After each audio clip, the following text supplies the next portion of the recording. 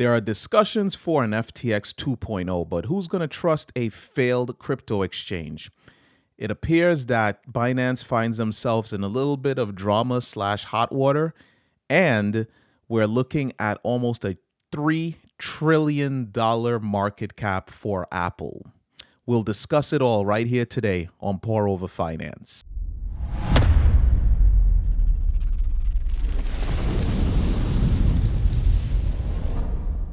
What's up, guys, and welcome back to Pour Over Finance. I want to say my last video seems like it brought on some new subscribers, and I truly appreciate the support. Thank you very much.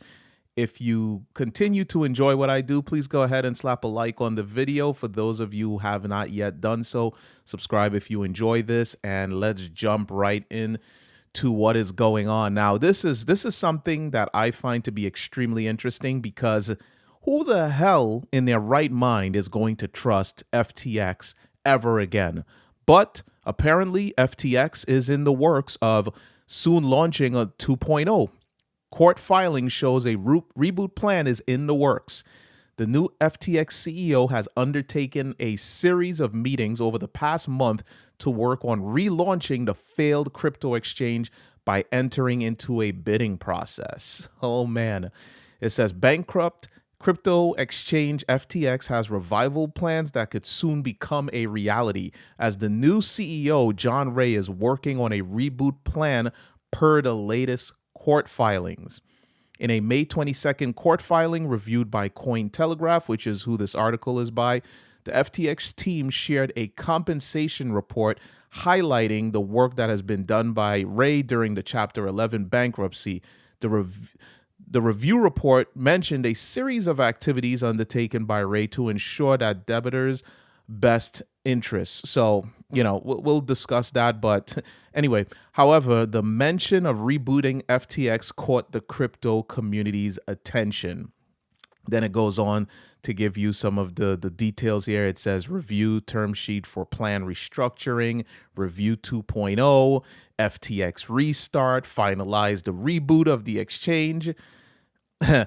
Of course, the crypto community is going to sound off on this, so it wasn't really the most positive, but some people are actually looking forward to a reboot because they might be able to get some of their lost funds back. It says the news about the reboot also boosted the price of the native FTX token, which jumped by over 13% as news about the relaunch became public. Now, personally, I have never used FTX because of where I'm located. We have extremely strict crypto rules here in New York, so I didn't have access to this exchange. But I'd like to know who in their right mind would be willing to do any level of business with an exchange like FTX. Not only are they a failed exchange, they are a failed exchange that it cost billions of dollars to anyone who was using this exchange and unfortunately kept their crypto and fiat or whatever they may have had on the exchange. They disrupted the lives of their employees. A lot of people lost a lot of money behind FTX. So the fact that there's a reboot in process, who's going to trust these guys? Who's going to trust them with their employment? Who's going to trust them with their fiat? Who's going to trust them with their crypto? I don't understand why you would even waste your time with this exchange if it does reboot, unless you're the type of person who's going to on-ramp, buy the crypto, and off-ramp it right into a wallet and never touch FTX again unless you need to reverse the process. But in on-ramping and off-ramping, again, that's a lot of trust that's going to be required. Who's to say you buy your crypto and something doesn't happen in the process? I don't know. This is a difficult one. I don't see myself ever trusting an exchange like this. If you saw yesterday's video, there was a exchange called Hotbit who actually is going out of business. And before anything happens, a month ahead of time, they urged all of their current user base to remove your funds from the exchange. That is an exchange that I can trust. You know that you're going down. You're letting the people know so that they can take the necessary actions. FTX just outright was lying to everyone and completely destroyed people's lives. So A 2.0, I can't ever see myself trusting, even if I did have the opportunity to use it. And I don't understand how anyone else could trust FTX after what they've done, not only to people, the crypto industry as a whole.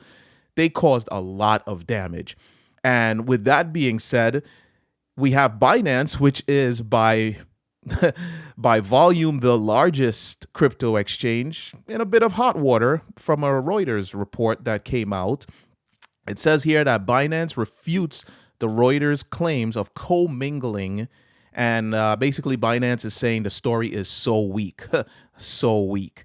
I didn't highlight this area here, but it says after other times of being targeted by Reuters, Binance's chief strategy officer took to Twitter to refute the commingling claims despite regulatory shortcomings and its lawsuit with the CFTC. Story is so weak. That's the best you can do, Binance? Come on, you got to do better than that. In a time when crypto is under the thumb of the United States and users' trusts are at their absolute lowest, you got to do better than story is so weak. Anyway, we'll continue to read here. It goes on to mention Reuters published the article today, but the part of the article that really caught my attention here is just the Reuters report claiming that Binance frequently commingled billions of dollars in accounts it held at the now defunct Silvergate Bank. The news outlet, citing the bank's records, alleged that in one instance, Binance blended 20 million from a corporate account with 15 million from an account containing customer funds. That's bad if that's truly what they're doing here. Further down in the article, it says the allegations come amid a legal battle with the U.S. Commodities Futures Trading Commission. And if you guys are unaware of the fact, just recently, Binance announced that they were leaving Canada due to certain regulatory conflicts. So I'm starting to wonder what is up with Binance, because I've always kind of seen them as the strongest exchange. They always seem to have been pretty well cemented in all of the statements that they've made. And they always seem to be that exchange that apparently, and I say that loosely, apparently was doing things right. But with this report and all of the other things going on, like them having to leave Canada because of regulations, I'm starting to wonder what's going on there. Why would you leave Canada because of regulatory actions? Would you not want to just, as my boy Gary Gensler say, come into compliance? Again, we are losing trust in crypto exchanges fast. And because of that, I think crypto exchanges should be doing everything in their power to show users as well as the regulatory bodies that they're here for the long run and they're here to do the right things. Yeah, we'll open our books and we'll show you everything. Complete transparency. That's what we need. But apparently that's not what's happening. And something as weak as the story is so weak, that's not going to cut it. So again, I continue to preach, do not leave any, if you are a crypto investor like I am, do not leave your crypto on any exchanges. Get yourself a cold wallet, not necessarily a ledger. That's what I have. I have 2 ledgers, but there are other crypto cold wallets out there. There are also hot wallets, just in case you just need to immediately get it done and you're waiting for your cold wallet to arrive. Never, ever, ever leave your funds on an exchange. On-ramp, invest in the crypto that you're interested in and move it over to cold storage or a hot wallet. I prefer cold storage, but either or, better than it being on the exchange, because you can never tell when something is going to happen that could put your funds at risk. And we don't want that. Again, the crypto industry is starting to become, it's tough to maintain trust. And, you know, a lot of people, they're extremely volatile, just like cryptocurrencies are. And they're in one minute, they're out the next. And a lot of that is because of trust. And I think that we need to see more of that. So Binance, my message to you is do better. Do better, simply. And last but not least for our stories today, Apple, one of the Best blue chips you could buy out there, not financial advice, just saying based on what's happening with their market cap. And, of course, these guys continue to innovate. It says that Apple closes in on a $3 trillion market valuation and the stock market. It says a few more bites, a few more bites out of Apple's stock by investors, and we may find the tech giant's market cap beyond $3 trillion. Did I say million before? If I did say million, I meant trillion. Sorry about that. But yeah, $3 trillion.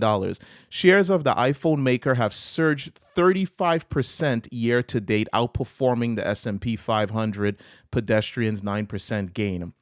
Apple's stock is doing extremely well. Apple is the fourth best performing component of the closely tracked FANG, which is Facebook, Apple, Amazon, Netflix, Google complex, lagging the 105 gain by Meta. Meta also took some major hits about 2 years ago, so the fact that they bounced back by 105%, that's good, but I don't think they have gotten back to where they previously were. Anyway, going on, 41% interest in Apple. So I'm sorry, not Apple, but Alphabet, which is Google. They have bounced back by 41%. And then year to date, we got a 39% appreciation in Amazon. It says in the process of its push higher, Apple has added about $690 billion in market cap. The company's stock market valuation now stands at $2.74 trillion, according to Yahoo Finance. Only 9% away from the $3 trillion mark.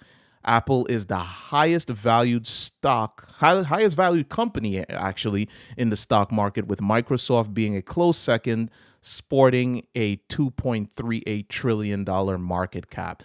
Isn't that awesome? Apple is one of those blue chips that I guess you just can't go wrong with. And again, not financial advice. Me personally, I was once a holder of quite a bit of Apple's stock, but I don't know. I just don't have the necessary, how can I put this? I just don't have what is required to sit there and constantly look at individual stocks. So I'm more of an ETF guy. Specifically, I love dividend ETFs. So that's where the majority, I shouldn't even say the majority, that is where all of my stock market holdings are. They're all in ETFs, and I continue to dollar cost average into those because they just make more sense. They're easier to track. A lot of them have account managers that manage these funds, and it's just easy. I like the set it and forget it aspect of investing in ETFs. So for anyone who's looking to chase individual stocks, I guess just based on its track record and where it's going, Apple seems to be one of those that you just can't go wrong with. And again, that is not financial advice. However, what I would like to know is what you guys think about everything. Will you trust FTX 2.0? What do you think about what is going on with Binance? And how do you feel about Apple? At least some good news for once, Seems like it's always bad news. So to see a company continuing to grow and its investors are going to continue to be happy with its performance, that's at least good news. So yeah, go ahead, sound off in the comments below. Let me know what you guys think. If you've been with us to the very end of this video, I do appreciate you. Again, if you are a new subscriber, I really, really am thankful for all of the support. Thank you for liking the videos. Thank you for subscribing to the channel. Thank you for commenting. It really does help. Gives me a bit of a drive to do this even more. Anyway, that's it for me today. I am Aaron. This is Pour Over Finance. You guys, I want to thank you for being here with me. And please have yourselves a wonderful evening. Peace.